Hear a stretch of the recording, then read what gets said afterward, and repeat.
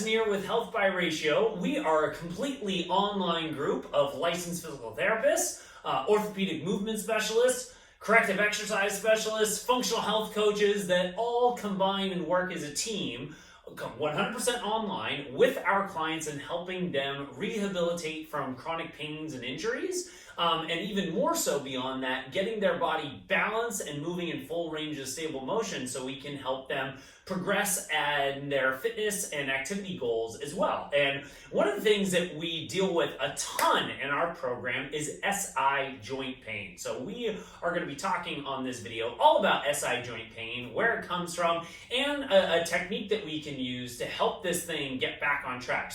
But first, let's just kind of talk about what the SI joint is and where this pain shows up. So the SI joint is these two bony nodes that sit on the back side of our lower back here. So you find your lower back, your lower spine, and you go off to the sides, you're going to feel these two bony nodes right there. Those two bony points are the back sides of our hips. And what happens in SI joint pain, if we're getting soreness kind of right around that bony node, sometimes it's a little to the inside, sometimes it's a little bit above it, sometimes it's a little bit below it. Either way, there's going to be some soreness that's specifically off to the side. And normally it's just to one of them. We're not normally going to feel it on both at the same time.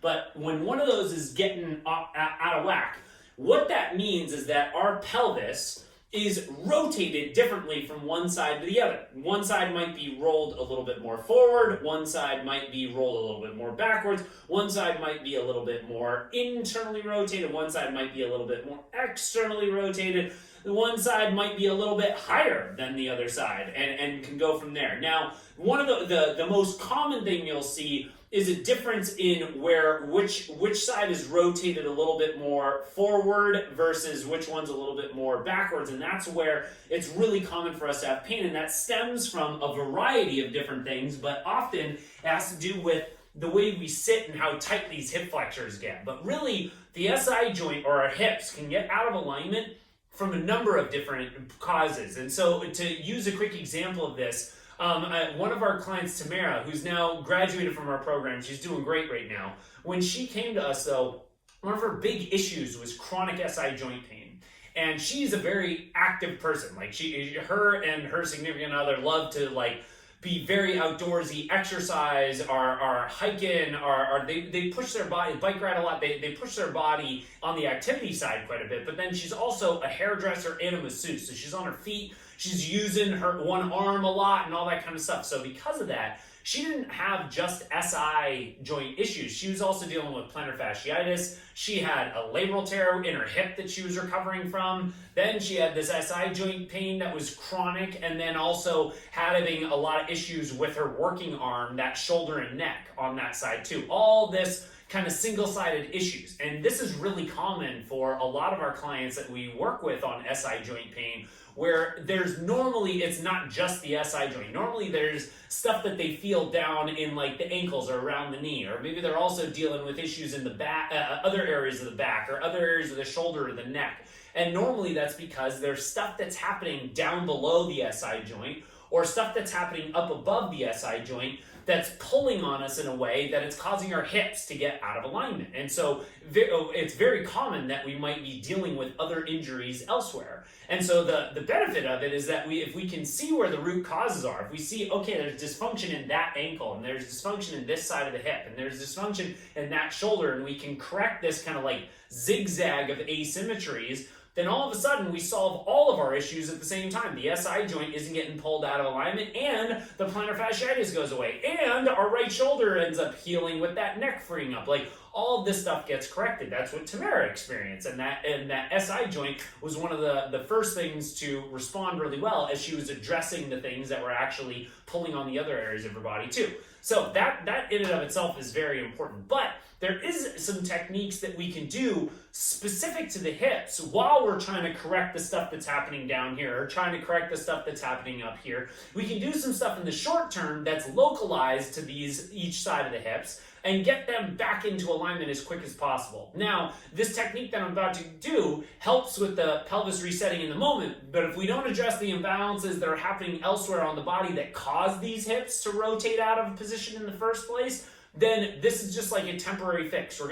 We'll get them back into alignment, but then we get back to our daily life and moving with those same kind of imbalances, and this is going to pull it right back out of place. So if you want some further help with this, I'll talk about this further at the end of this video, but we always offer free consultation calls where we connect with people over video to see how they move and how their body's stabilizing itself, so that we can fill them in and educate them on not only how it's moving and why it's moving that way, but then we also create a game plan with you guys on that call that you can take and implement yourself on how to get this body mobilized or strengthened the way that you need to from head to toe to get it moving into full range of stable motion, so that you can understand where the imbalances are that are impacting this SI joint, where they're coming from on other spots of the body, or anything that's dealing with you, whether that's a knee injury, a shoulder injury, neck injury, whatever. We're happy to connect and help. So anyway, I'll talk about that in a sec. But now, this technique that we can do specific to the SI joint. So the first thing that we got to do is we got to figure out which side of the hip is rotated which direction. Now, there's a number of different things that we can look at here, but one of the simple things that you can do at home is if you either prop your phone into selfie mode, or you get in front of a mirror, you want to get to a place where you can stare right at your hip. And you can either hike up your shirt for this, or you can just kind of get your shirt flush against the front, but you need kind of a smooth surface here that you can see. And you want to make sure that your feet are neutral. We don't want to have one foot in front of the other, and we don't want to have one hip sticking out to one side. We want to be standing straight. Then what we're going to do is we're going to find first the top of our hips. So you want to find the top of your hip bones themselves. Okay, so I got the two top points of my hip. From there, I'm going to slide my fingers down that front of the crest. So I'm going to slide them down and kind of to the inside. That's the direction those hip bones go. And what I'm looking for is, as I just go an inch or two down in front of this thing, there's a point where I feel these two little corners. It's these two little bony nodes that kind of stick out. If I drag my finger along it, I can feel them right there. Okay, I got my two bony spots there. Now what I'm going to do, now that I've found those two bony spots, is I want my shirt nice and flush to my stomach.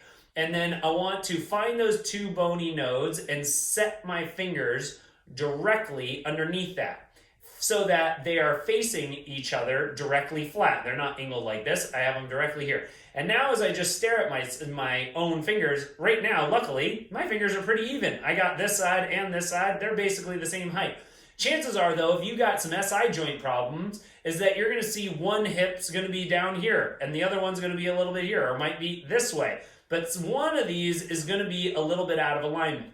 Whichever of these two is lower. So let's say this hip is lower. That is essentially, or this finger, I should say, is lower. That essentially means that this side of my pelvis is rotated a little bit more this way, versus this side of my pelvis is rotated a little bit more the other way. So we got a little bit of an asymmetry between these two sides now. So how I'm going to correct that is the side that's lower, and I'm going to say right now, let's say it's my right side, that side I am going to think about engaging that butt more, and then the side that's a little higher, I'm going to think about engaging this hip flexor a little bit more in the sequence that I'm about to show. So let's keep in mind that in this made-up example, my right finger was the lower of the two. So the right hip is a little bit more rotated forward. Okay, so here's the sequence that I'm going to do. I'm going to start off sitting down, and I want to have something that I can squeeze between my knees. I'm going to use my foam roller here. A yoga block would work. A firm pillow could work, whatever. And I'm going to squeeze my knees together for about 5 seconds here. And as I do so, I'm going to think about kind of relaxing my pelvic floor so that my two sides of my hips at my pelvic floor should almost feel like they're separating a little bit. So I squeeze together for 5 seconds. 5, 4, 3, 2, 1. Good. Then I take that thing out. Now I'm going to put my hands on either side of my legs, and I'm going to do the opposite to the side edge. So 1, 2, 3, 4, 5. That's kind of firing up my butt there. Then I'm going to do that again. I'm going to go back to the squeeze, press those things together, try to let those hips separate for about 5 seconds. Then I'm going to go back to the other one and push those knees out to the sides against my own hands for 5 seconds. Okay, so that's my neutral start. No matter which hip is rotated forward, I'm doing that squeeze and push out twice. Then I get down onto the ground. And now I gotta remember, okay, which side was rotated more forward? Since my right finger was the one that was lower, that's the side that I'm keying in on. So it's my right side is gonna be the one that I work here.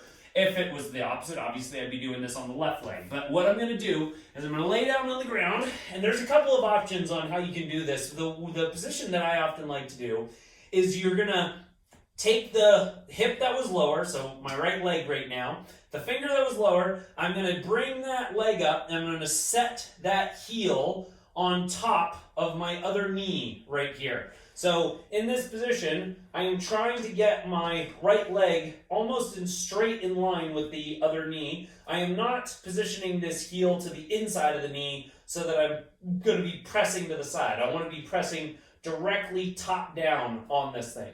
And what I'm going to do now is I'm going to obviously rest my head here. I'm going to relax. But for 5 seconds, I am going to push down with this right heel, and I'm going to try to squeeze this right butt as much as I can as I do that. I'm going to try to engage that really quick, really aggressively.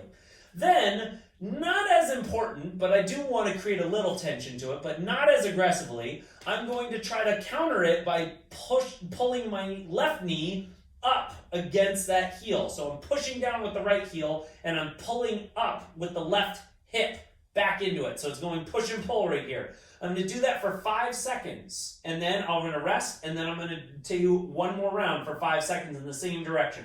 So right here, I'm going for 5, 4, 3, trying to squeeze this glute as hard as I can. 2, 1, good. Then I rest it for just a couple of seconds. I can shake out the legs a little bit if I want. Then I'm going to get back up on top, get in position, and then again, 5, 4, 3, 2, 1, good. All right, now the final thing is I'm taking that foam roller again, or whatever I use to squeeze in between my knees, getting it into position now with my feet just flat on the ground, and again, I'm going to squeeze for 5 seconds, and I'm going to try to relax my pelvic floor as I do so.